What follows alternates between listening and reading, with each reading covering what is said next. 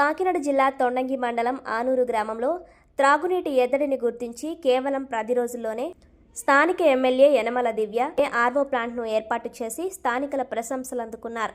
ఆనూరు గ్రామ ప్రజలు తమ ప్రాంతంలో త్రాగునీటి సమస్యను ఎమ్మెల్యే యనమల దివ్య దృష్టికి తీసుకువెళ్లిన 10 రోజులకే ఈ ప్రక్రియ పూర్తి చేశారని, ప్రజల అవసరాన్ని గుర్తించిన ఆమె వెంటనే స్పందించి ఆ ప్రతిపాదనలను అరబిందో సంస్థ దృష్టికి తీసుకువెళ్లారన్నారు.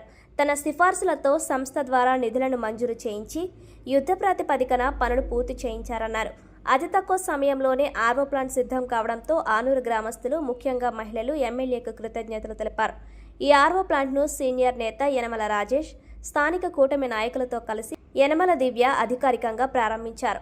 కార్యక్రమంలో సర్పంచ్ నరిసే వీరస్వామి, నాయకులు ఊటకుట్టి శ్రీధర్, పప్పు అప్పలరాజు, నక్కా శేషగిరి, బిరిసి ఈశ్వర్రావు, ఊటకొట్టి సత్యబాబు, కాసుపు సాగర్, జాబు గోవిందు, మేడిశెట్టి శ్రీను, ఊటకుట్టి ఈశ్వర్రావు, ఊటకుట్టి అభిలాష్, ముప్పిడి శివ, ఎంపీడీఓ ఉమామైత్రి, కోడా వెంకటరమణ, తమరాన వరలక్ష్మి, బడే మంగ తదితరులు పాల్గొన్నారు.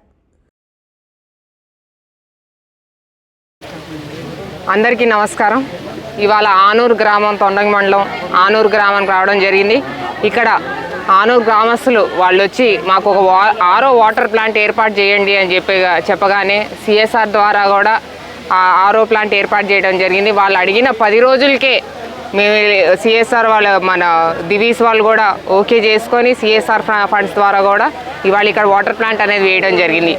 10 రోజుల్లో ఆరో ప్లాంట్ మనం ఆనూరు గ్రామానికి తీసుకొచ్చాం. ఇది కాదా కూటమి ప్రభుత్వం యొక్క పనితీరు అని నేను మీడియా ద్వారా మీ అందరినీ కూడా అడుగుతున్నాను.